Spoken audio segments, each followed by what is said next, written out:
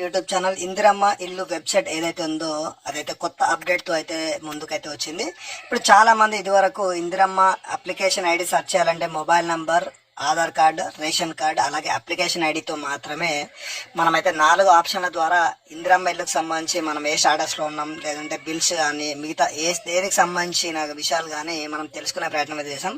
Present ఈరోజు వచ్చేసి ఇందిరమ్మ ఇల్లుకు సంబంధించి అప్లికేషన్స్ ఐడితో మాత్రమే ఓపెన్ అయ్యేలా ప్రభుత్వం అయితే చేంజెస్ అయితే చేసింది. ఇక్కడ చూసుకోవచ్చు, వరకు ఇక్కడ సర్చ్ బై ఉంది కదా, సర్చ్ బైలో ఓన్లీ అప్లికేషన్ ఐడి మాత్రమే ఉంది. ఇవరకు ఇక్కడ 4 ఆప్షన్లు మనకు కనిపించేది. అప్లికేషన్ ఐడి వన్స్, సెకండ్ వచ్చేసి మొబైల్ నంబర్, మూడోది వచ్చేసి ఆధార్ నంబర్, నాలుగోది వచ్చేసి ఇప్పుడు అప్లికేషన్ ఐడి. ఇట్లా 4 మాత్రం కనిపించేది. ఈరోజు మాత్రం ఓన్లీ అప్లికేషన్ ఐడి మాత్రం. అయితే ఇన్ని రోజులు చాలా మంది మొబైల్ నంబర్, ఆధార్ నంబర్ అలాగే రేషన్ కార్డ్ నెంబర్ ద్వారా చాలా మంది అప్లికేషన్ అయితే సెర్చ్ చేశారు. ఇప్పుడు చాలా మంది ఇప్పుడు రీసెంట్ ఒక కామెంట్ వచ్చింది, అందుకే వీడియో చేస్తున్నాను.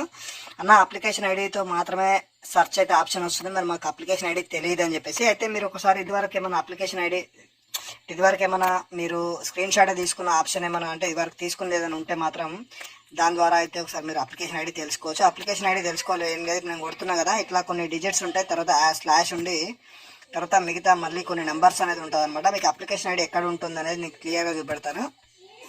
దాని అప్లికేషన్ ఐడితో మాత్రమే నేను సెర్చ్ అనేది చేస్తున్నాను అనమాట. ఇక్కడ సెర్చ్ కొట్టిన తర్వాత మనకు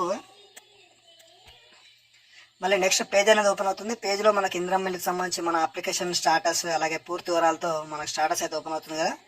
ఇక్కడ చూసుకుందాం మనకి ఏమొస్తుంది అనేది.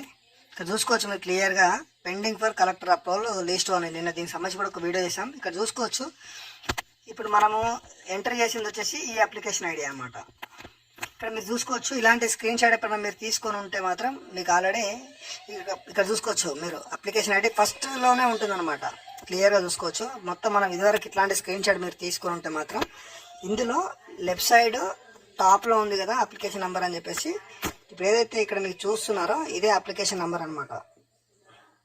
ఈ అప్లికేషన్ నెంబర్ ద్వారా మాత్రం మీరు అయితే ఓపెన్ అయితే చేసుకోవచ్చు. చేంజెస్ అయితే వేరే ఏమైతే కాలేదు, ఓన్లీ అప్లికేషన్ ఐడితో మాత్రమే చెక్ చేసుకునేలా ఒక చేంజెస్ అనేది చేశారు.